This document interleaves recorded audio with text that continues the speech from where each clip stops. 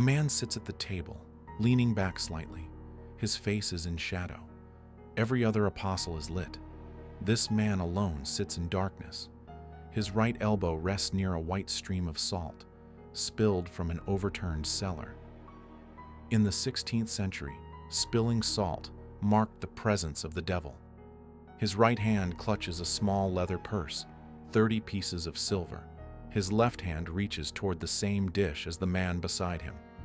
For 14 centuries, every artist who painted the Last Supper solved the problem the same way. Put Judas Iscariot on the opposite side of the table, alone, separated, quarantined, easy to identify. Leonardo da Vinci did something no one had done before. He put the traitor with the others. Most Last Supper paintings before Leonardo showed the Eucharist. Bread broken, wine poured, halos glowing, static, and ceremonial. Leonardo, working between 1495 and 1498 on the refectory wall of Santa Maria delle Grazie in Milan, chose a different moment. Matthew 26:21. Verily I say unto you, that one of you shall betray me. The accusation, not the sacrament. The mural captures the exact millisecond after Jesus speaks. 12 apostles react in 12 different ways. Hands fly up, bodies lean. The composition shows a sound wave, the words traveling outward, hitting each man at a different emotional distance. Interrogation, not liturgy. Jesus announces the crime. The painting freezes who reacts guilty, who reacts angry, and who reacts confused. The setting amplifies this. The refectory is the monks' actual dining hall. They eat their meals in silence beneath the mural. Leonardo matched the painted lighting to the real window in the room. To the monks in 1498, it looked like Jesus was dining with them, the room extending physically into the painting. The viewer becomes a witness at the scene. Judas sits among the apostles, integrated into the group, looking like everyone else. Leonardo created a forensic problem. How do you mark someone guilty without physical separation? The answer: you let the details testify. For 14 centuries, the visual language was clear. Every Last Supper painting placed Judas on the opposite side of the table, isolated, quarantined, marked. Byzantine mosaics showed him alone. Medieval frescoes painted him without a halo, while the other apostles glowed. Giotto positioned him with his back to the viewer. Duccio made him smaller than the others. The tradition was separation. Physical distance equaled moral distance. Guilt was geography. Leonardo covered that distance. He placed Judas among the apostles for the first time in art history. The traitor sits in the second grouping from the left, between Peter and John, part of the same compositional cluster. He leans back slightly, the only figure pulling away from the table, but he remains integrated. His shoulder overlaps Peter's. His arm crosses into John's space. He occupies the same visual plane, the same light source, the same architectural perspective as everyone else. The compositional innovation creates a forensic problem.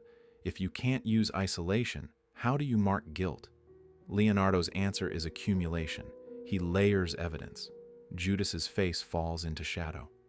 Leonardo developed chiaroscuro, the technique of modeling forms through light and dark contrast, to revolutionary precision in this painting. Every other apostle receives light from the three windows behind Jesus. Their faces illuminate. Judas alone sits in darkness, his features obscured. Shadow becomes the visual language of concealment, of hidden intent. Light reveals, darkness hides. The technique marks him before the viewer even processes the narrative. Near his right elbow, salt spills from an overturned cellar. The white grains scatter across the dark table. In 16th century Italy, spilling salt was considered profoundly unlucky, an invitation to the devil, a breach of hospitality, a sign of spiritual contamination. Leonardo plants this detail deliberately. The cellar tips toward Judas. The spill originates from his side of the table. It's a visual accusation coded in superstition, readable to every viewer in 1498 as a supernatural indictment. His right hand clutches a small leather purse, the 30 pieces of silver. This is material evidence, the payment for betrayal, the proof of transaction. The purse sits in full view, yet easily missed among the compositional density. Leonardo hides it in plain sight, forcing the careful observer to discover the evidence themselves. The act of finding it replicates the act of investigation. His left hand reaches toward a shared dish on the table. So does Jesus' right hand. Both hands move toward the same plate, creating a visual intersection that fulfills Scripture with geometric precision.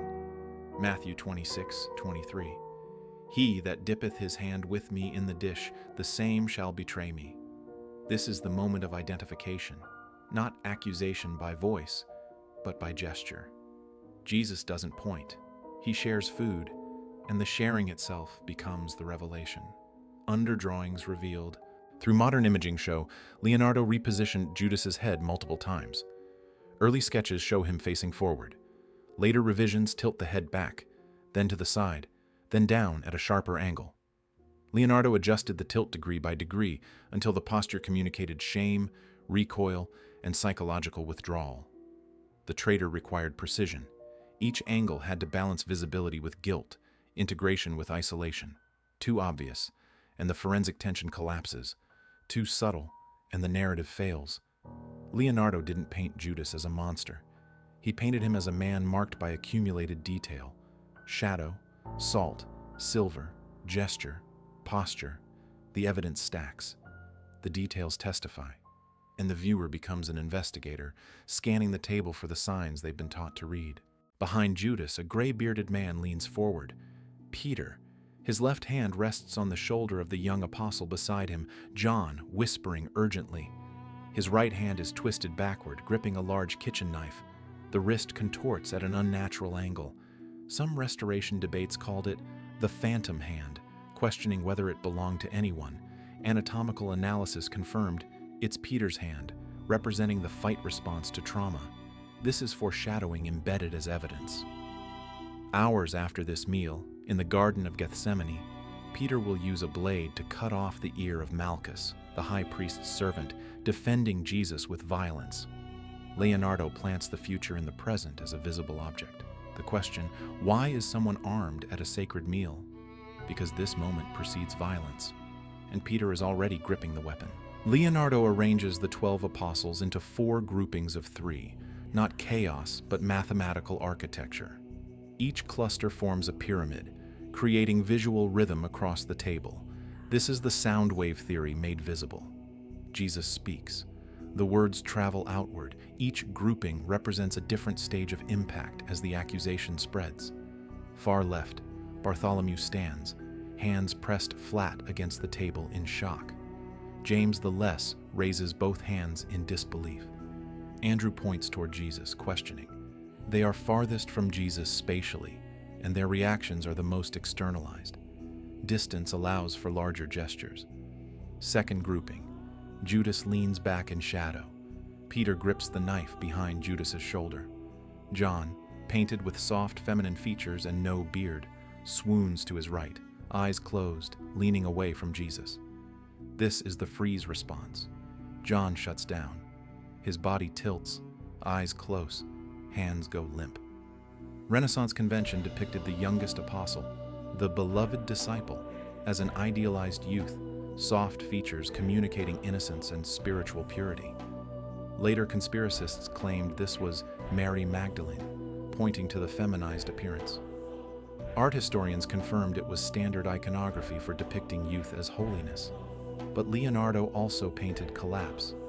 John is the only figure whose eyes are fully closed. The emotional proximity to Jesus, sitting directly beside him, makes the announcement unbearable. He folds inward. Freeze. Third grouping. The center. Jesus. Alone. His body forms a perfect equilateral triangle. While the apostles lean and twist in diagonal lines, Jesus remains vertical and symmetrical. The triangle symbolizes the Trinity but also functions as a compositional anchor. Everything moves. He is still.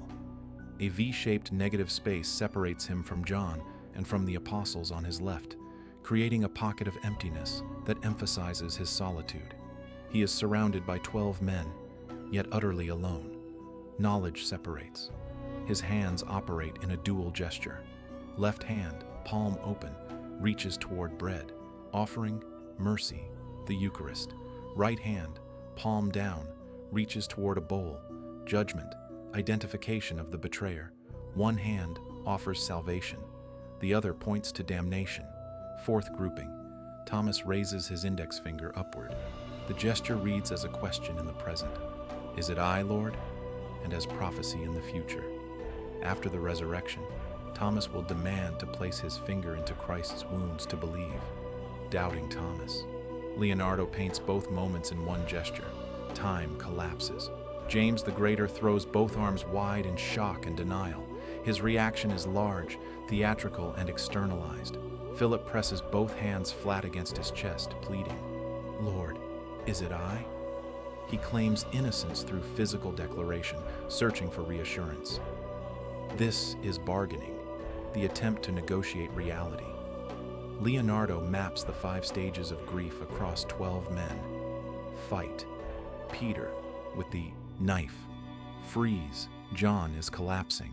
Denial. James with arms thrown wide. Bargaining. Philip presses his hands to his chest. Acceptance. Jesus, geometrically stable, holding both outcomes. This is the first painting to treat emotion as observable, mappable data. Leonardo wrote in his treatise on painting that a good painter must depict 2 things, man and the intention of his soul. The body reveals the mind. Gesture is evidence. Posture is testimony. He didn't paint saints experiencing a miracle. He painted 12 men reacting to the worst news of their lives, and he documented each reaction with clinical precision. The painting is a psychological profile disguised as theology. While Leonardo paints betrayal, his patron embodies it. Ludovico Sforza, Duke of Milan, likely murdered his nephew to steal the throne. He commissions the Last Supper for legitimacy, not devotion, planning to convert Santa Maria delle Grazie into a Sforza mausoleum. Sacred art becomes political propaganda.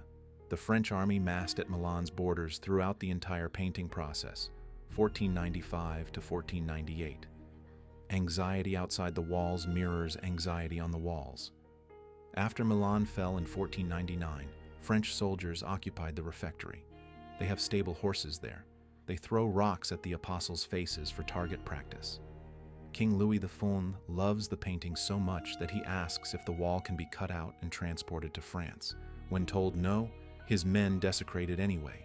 A painting about treachery, funded by treachery, destroyed by treachery. Leonardo captures the layers collapsing into one forensic question. Who can you trust when everyone is compromised? Trace the lines of the ceiling beams. Follow the tapestries on the side walls. Track the architectural elements receding into depth. Every perspective line converges at one exact point. Jesus' right temple. Leonardo drove a nail into the wall there to anchor his strings for the perspective grid. The nail hole remains. The room's architecture penetrates the mind of Christ. The geometry forces the viewer's eye into his thought at the moment of announcement. Visual interrogation. The perspective acts as a spotlight, isolating Jesus psychologically even as he's physically surrounded. He is the calm center, the vanishing point, the one who knows, the architecture of accusation. Leonardo rejected fresco. Traditional fresco requires painting on wet plaster, which dries in a day. It demands speed. Leonardo was a procrastinator and a perfectionist. He wanted time to layer oils, to revise expressions, to capture what he called the motions of the mind. He invented a new method. Seal the stone wall with pitch and mastic, then paint with tempera and oil. It allowed him unprecedented control over light and shadow, depth and detail. It also guaranteed the painting would die. Within 20 years, the paint began to flake. In the 17th century, monks cut a door through the bottom center of the mural, removing Jesus' feet to access the kitchen faster. 500 years of dirt, overpainting, and glue buried the original. Between 1978 and 1999, Dr. Pinan Brambilla Barcelon spent 21 years restoring it, removing the contamination layer by layer. Roughly 20% of Leonardo's original paint remains. The rest is reconstruction, ghost, Loss. The restoration revealed fragility. Glass vessels became transparent. Plates showed grilled eel with orange slices, a Milanese delicacy, not first-century Jerusalem. Underdrawings exposed Judas's repositioned head, proof of Leonardo's obsessive refinement. Critics argued the restoration removed the soul. Defenders said it revealed Leonardo's delicate hand. Both were right. The evidence is disintegrating. The forensic question, can you solve a crime when the evidence is dying? Leonardo's answer is the painting itself. The betrayal extends beyond Judas. Time betrays everything. He painted the moment of accusation, knowing the painting would rot.